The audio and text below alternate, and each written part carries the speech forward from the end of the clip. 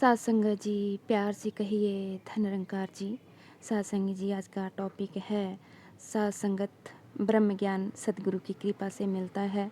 तो दासी को भी ये ब्रह्म ज्ञान सद्गुरु की कृपा से मिला और इसके लिए दासी सद्गुरु का शुक्राना ही करती है।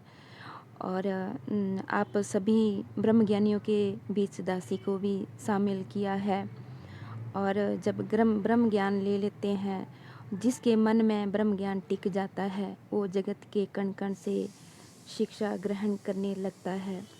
प्रकृति के हर छोटी बड़ी चीज़ें उसे कुछ ना कुछ सिखाती है और वो इन सब से सीखता है।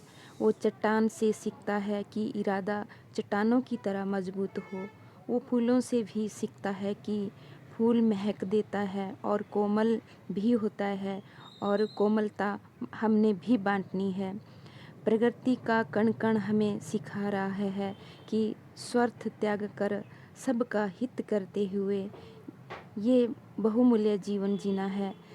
जैसे कि नदी शीतल जल जल से, वृक्ष मीठे फल से, बादल रिमझिम बरसात से और संत दिव्यवाणी से लोगों का हित करते हैं।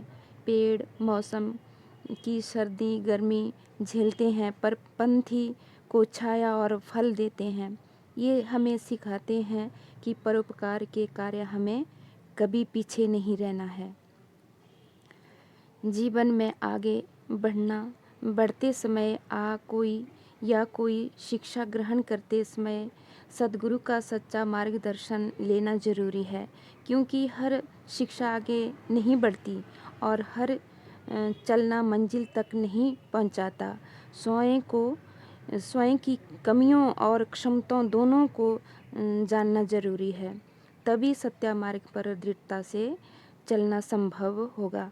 दृढ़ रखना है और जब तक सफलता ना मिले हार नहीं माननी है। सद्गुरु माता सुदीक्षा जी के कण कण से शिक्षा लेना सीखना, या तक कि दैनिक जीवन और खेलों से भी सीख लेने का उपाय बताया। सद्गुरु माता जी की छत्र छाया में कुछ अच्छा सीखने की चाह में युवा शक्ति की भारी भीड़ निरंकारी यूथ संपयोजियम NYS कार्यक्रमों में उमड़ जाती है। सद्गुरु माता जी कहती है, परमात्मा जो करता है वो हमारे भले के लिए ही करता है। जैसे वो मिसाल सुनाते हैं कि जब तूफान आया तो किश्ती में सवार सभी यात्रियों को लगा कि हमारे साथ ठीक नहीं हुआ, पर अंत में सबको समझ में आ गया कि अगर तूफान ना आता तो किश्ती किनारे तक नहीं पहुंच सकती थी। कण कण से शिक्षा लेकर ही व्यापक आध्यात्मिकता को दृढ़ करना संभव है।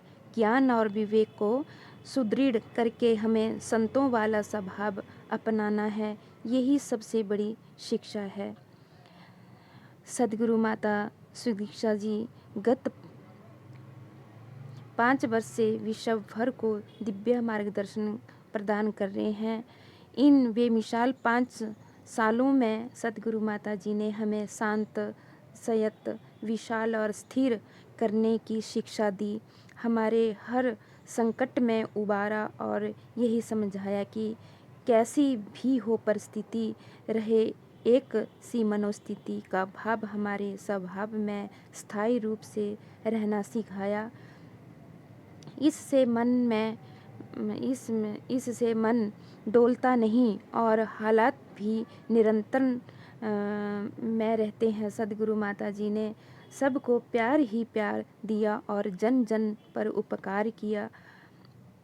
आपकी उदारता इतनी कि कोरोना महामारी के बाद जब संगतें विविध रूप में शुरू हुई तो आपने हर उस घर की ओर दृष्टि डाली जहां कोई अपना महामारी की शिकार होकर नज़रों से ओझल हो गया था।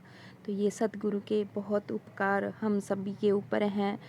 न जाने इस भरे संसार में किस किस तरह से सद्गुरु माता जी हमारे दिलों में एक भक्ति के ऊपर दृढ़ता करवा रही है और हमारे मनोबल को भी कितनी स्थिरता में रख रही है। तो ये सद्गुरु के एहसान हम सभी के ऊपर हैं।